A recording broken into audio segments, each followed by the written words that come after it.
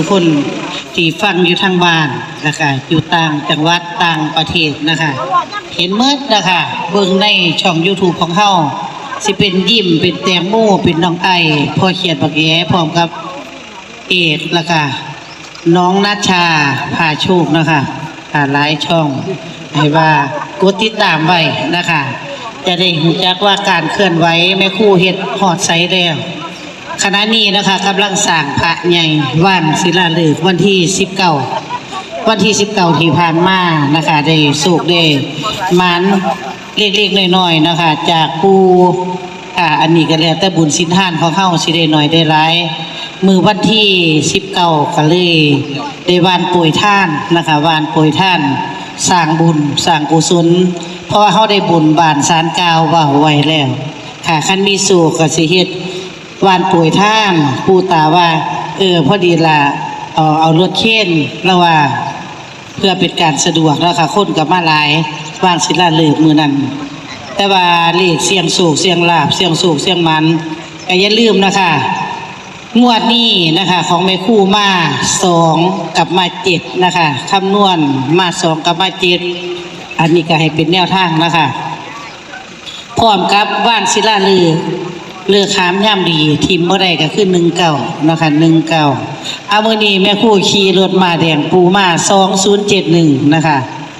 2071สาธุสาธุให้ได้สุขได้ลาบได้สุขได้มานน้ำกันผู้ใดบ่ท่านหยิบจับฉลากกินแบ่งรัฐบาลให้ไปหยิบไว้นะคะตัวที่แม่ครูมักนะคะคันมันเข่ารอของแม่ครูก็คือ71 70แล้วก็79นะคะถ้ามี2นะคะผู้มันมัก2ก็2629นะคะ2629หรือว่าคำนวณเบิ่งแล้วหรือว่าจะเอาไปใส่ของเจ้าของแต่ว่ากับบ่หม่มปูคือเก่านะคะทุกสิ่งทุกอย่างที่ได้เฮ็ดได้สร้างก็ย้อนบุญบารมีองค์ปู่ชีพขาวปู่ตาของเฮาพร้อมกับสถานที่วัดป่าบ้านเมืองแห่งนี้ของปู่ธรรมพะเนียงนะคะพระครูอุดมวโนภาสนะคะ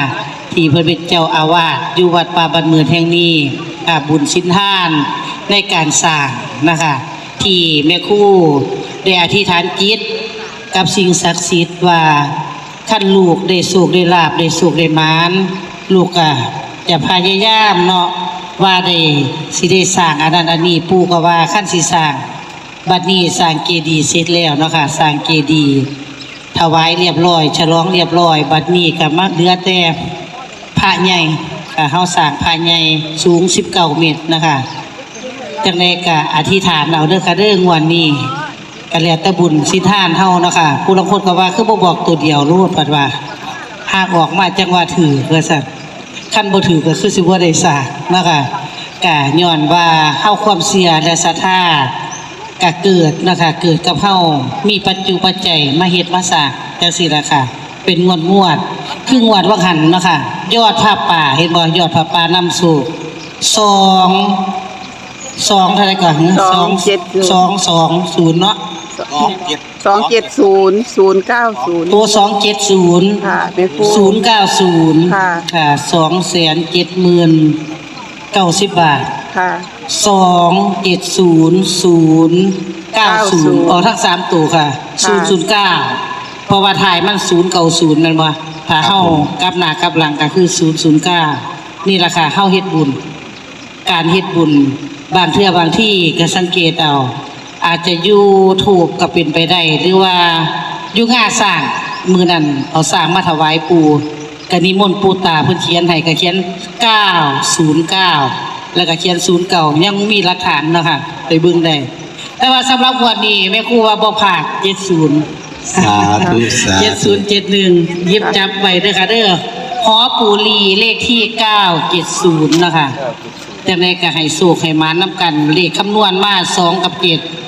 ให้เป็นแค่แนวทางนะคะเด้อครับฟังแล้วเห็นลอตเตอรี่ก็หยิบเด้อครับเด้อฮอดมื้ออื่นมามันสิลืมมื้อนี้นะคะทีมงานของเฮาก็มาเรียบร้อยห้อยต้นผ้าป่านี่เด้อค่ะต้นผ้าป่าอย่างสวยงามมื้อนี้ครับสวยงามแดงจึงคืองนี่แหละ FC ได้มีโอกาสนะคะที่ได้ตั้งต้นคือ ผู้พาสร้างผู้พานำนะคะทุกสิ่งทุกอย่างค่ะมีมื้อนี้ขาดอาจารย์สมจิตบ่อทองนะคะเพิ่นพักผ่อน ค่ะบ่ค่อยสบายนะคะจังได๋ก็โอกาสหน้าได้พอกันคือเก่านะคะทำบุญสะสมสร้างไปเรื่อยๆนี่ล่ะสังขารของเฮาเวลาเฮามีแห้งนะคะเวลาเฮาไปได้มาได้มีโอกาสสร้างบุญนะคะอย่าไปอิจฉาตาร้อนกันนะคะมี5 บาท10 บาทห้อยแขนกันไปที่เฮามีโอกาสที่มีปูตามีปูชีพขาวพร้อมกับตัวแทนคือแม่ครูหอมหวนนะคะที่ได้สะสมสร้างผ้าFC ผ้าหมู่ผ้าพวกผ้าอีพ่ออีแม่ของเฮาได้มีโอกาสได้ห้อยบุญแขนบุญไปนำกันจังซี่ล่ะมื้อนี้ก็พานางรำมาลำถวายคือเก่าฉลองใส่วันที่1 เมษายน 2569แม่ครูขออวยพรขอสิ่งศักดิ์สิทธิ์ณสถานที่วัดป่าบ้านเมืองแห่งนี้ซอยดลบันดาลให้ลูกหลานที่เพิ่นเป็นหนี้เป็นสินที่เพิ่นยังบ่วิตหนี้วิสินให้เพิ่นมีโชคมีลาภมีโชคมีหมานมีสุขภาพแข็งแรงสิ่งศักดิ์สิทธิ์จงมองเห็นว่าสิ่งที่แม่ครูเฮ็ดนี่เป็นจริงนะคะบ่แม่นมีแต่คำเว้าก็ได้สร้างได้สะสมไปเรื่อยๆรอบแรกจ่ายสร้างไปแล้วว่างศิลาฤกษ์นะคะวันที่19รอบที่2วันที่31นะคะวันที่31มีนา2569ค่ะบางคนบ่มีโอกาสนะคะเพิ่นอยู่ต่างจังหวัดเพิ่นก็มามื้อวานก่อนเพิ่นก็มาโอ้แม่ครูได้สร้างนิสัยว่าซั่นอยากฮู้จักอยากไปเบิ่งเข้ามาเบิ่งได้นะคะที่วัดป่าบ้านเมืองตำบลสำภาอำเภอเมืองจังหวัดอุดรธานีนะคะบัดนี้พร้อมแล้วเนาะนางรำต้นเงินบ่ทันเสียบเหมือนเพราะว่าใบละพันมันสิเฮีย ถ้าเสียบเรื่องศาลาเอาคันได้เสียบเบิดเด้นี่โอ้ยจนว่ามีห เรี ม ย อก ง อีก ตั้ง เครื่องหนึง เรียกเครื่องหนึงว่าซั่น ลำถวายท้าวเวสสุวรรณท้าวกุเวนอธิษฐานจิตนะคะ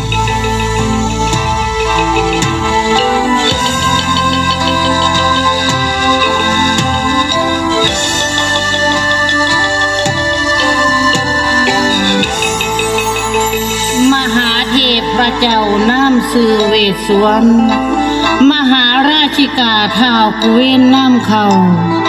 ครองสวรรค์เมืองฟ้าชันจาตุมเมืองแม้นแดนดินอันลำคาด้วยบำเพ็ญภาวนาทำความเพียรนั้นลื่นล้นสัจจะนั้นแม่นเที่ยงตรงบัดนี้ข้าสิขอกราบก้มผมอ่านประคาถาว่านะโม3 จบให้ครบคำบูชาทานจาตุโรกบันนั้นเวสสุวรรณอันยิ่งใหญ่เทพเจ้าทอนไทยเหนือเก้าศิวากรว่าสาธุสาธุสาธุเด้อ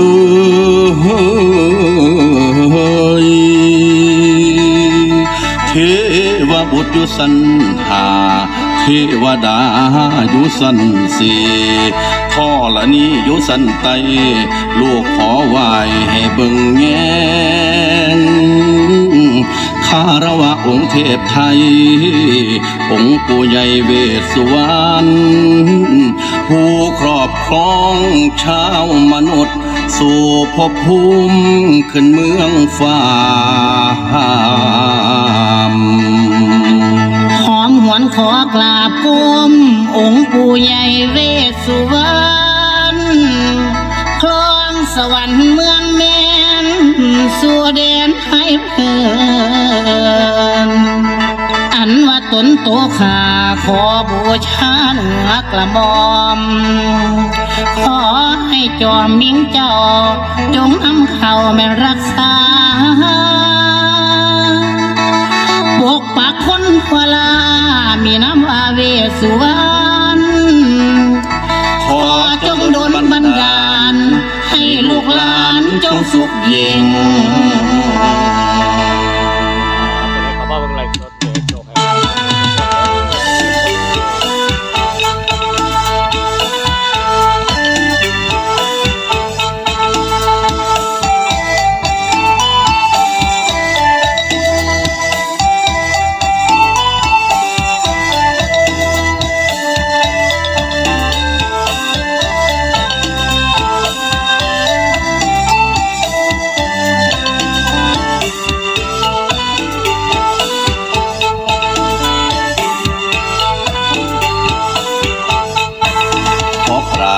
คิดจงเนรมิตท่านใดท้าวเวสสุวรรณนี้ไง ช่วยปกป้องเมืองคนองค์เท้าช่วยดลให้ลูกหลานมีกิน ประทานทรัพย์สินให้มีกินมีทาน ช่วยลูกช่วยหลานให้ผ่านพ้นความตาย ลูกขอถวายทั้งเทพไทยเทวา สักการะบูชาทั้งดอกไม้ทู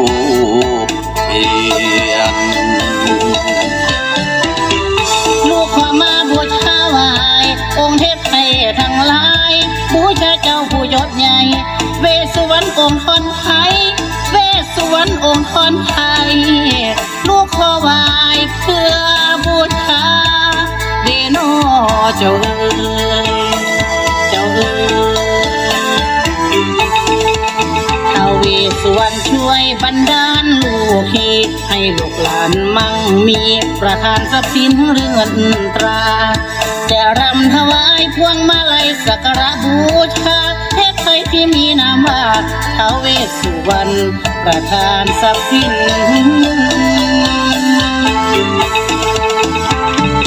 โอ้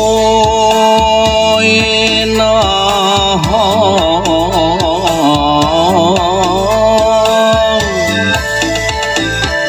บัดนี้ข้าสิขอกราบกรมองค์ปู่ผู้ศักดิ์สิทธิ์เป็นตัวแทนดอกเมืองพ้นมนุษย์เอาล้อภายใต้ลูกที่มากราบไหว้ให้ลูกหลานมีที่พึ่งแม่นอยู่ถึงบนสันฟ้าแม่นอยู่ถึงบนสันฟ้าลงมาไต่มนุษย์พรเจ้าเอ๋ยเจ้าเอ๋ยวิงวอนลูกขอพรท้าวเวสสุวรรณช่วยจงบุญบันดาลอภินิหารให้ลูกสร้างบุญจะทำความดีตลอดชีวิตให้พ่อคำจุนสะสมลูกขอสร้างบุญให้พ่อคำจุนลูกหลานทั่วแดน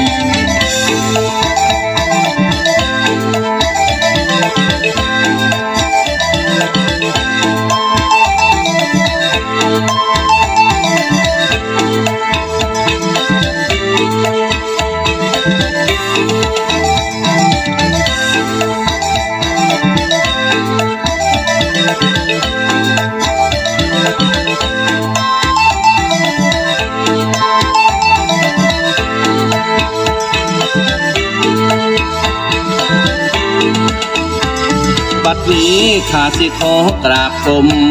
องค์ปู่ผู้ศักดิ์สิทธิ์เป็นตัวแทนดอกเมืองพ้นมนุษย์เอาล้อภายใต้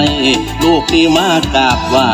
ให้ลูกหลานมีที่พึ่งแม่นอยู่ถึงบนสันฟ้าแม่นอยู่ถึงบนสันฟ้าลงมาไต่มนุษย์พรเจ้าเอ๋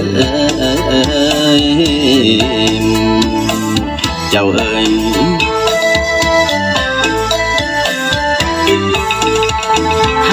วิงวอนลูกขอพรท้าวเวสสุวรรณช่วยจงบุญบันดาลอภินิหารให้ลูกสร้างบุญจะทำความดีตลอดชีวิตให้พ่อคำจุนสะสมลูกขอสร้างบุญให้พ่อคำจุนลูกหลานทั่วแด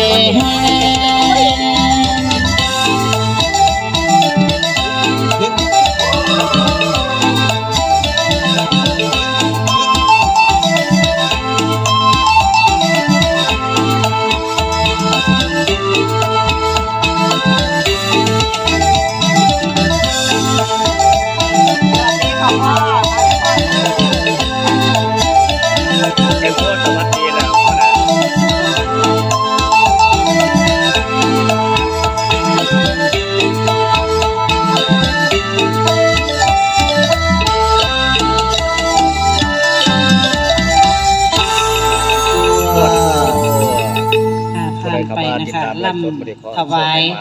ท้าวเวสสุวรรณท้าวกุเวนนะคะ